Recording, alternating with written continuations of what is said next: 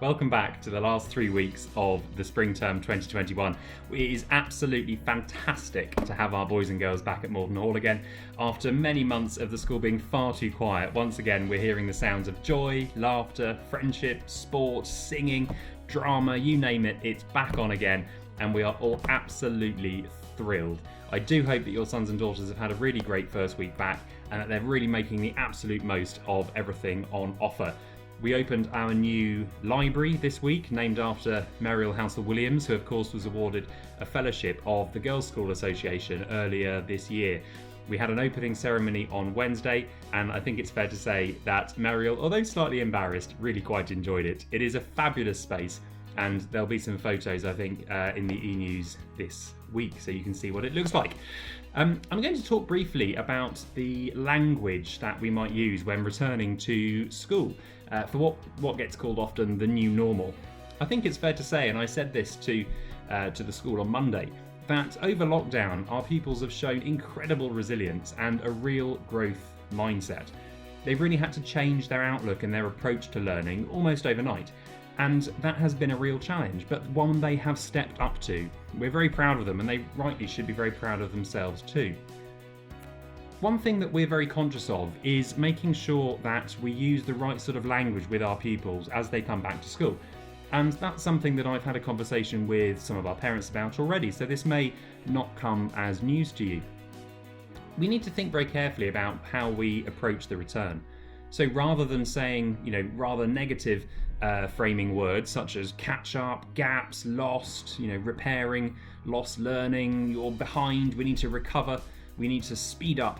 That sort of language is really not going to be very helpful in terms of building confidence and building resilience.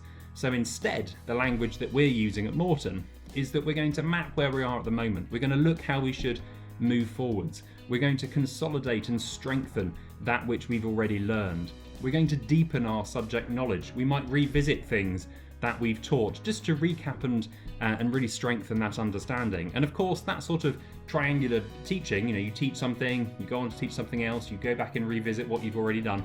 That is just good teaching. So that's what we'll be doing. We'll be enhancing the learning experience that has happened over the last 2 or 3 months. We'll be challenging ourselves and dealing with any misconceptions. So that's the language that we're going to be using at school over the next few months. And of course, that's something that you might want to think about at home too.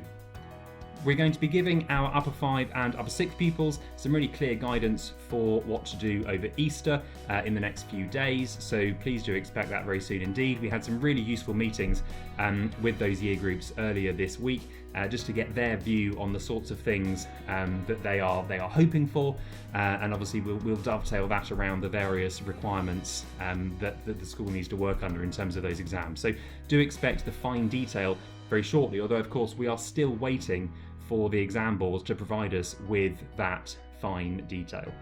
So if anyone has any questions about that, or about the sort of language that we're using here at Moreton as part of the return, or indeed about anything that's coming up, we are planning for a full programme of summer term events, completely as we normally would in any year. If we do need to row back from that at all, then of course we would, given any restrictions that might still be around. But we are very much hoping that the 21st of June is indeed Freedom Day, and that we can continue at the end of the summer term as we ordinarily would. So have a wonderful weekend, and I do hope to catch up very soon indeed. Bye bye.